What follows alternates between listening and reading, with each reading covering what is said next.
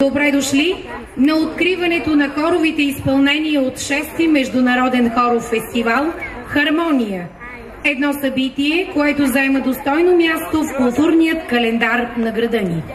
На тази прекрасна сцена имам удоволствието да ви представя главният организатор на хоровия фестивал и партньор по проекта Хор Славей в лицето на дружество Славей 1896. Смесен полифоничен хор Славей по диригентството на Стелия Георгиева, корепетитор Галя Терзиева, хормайстор Жермина Михова и солист Атанас Маринов.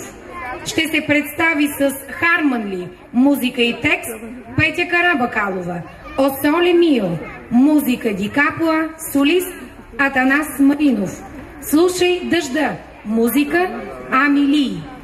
Гости на хоровия фестивал са младежки хор Надежда от град Байтаск, Русия, с диригент Роза Коткеева. Друг гост на фестивала е хор Галей Шир и хор Злилим, Израел. Гост е и камерен хор Балкански, град Нова Загора. Оставям всички вас да се насладите най-напред на хор Славей. Аплодирайте ги!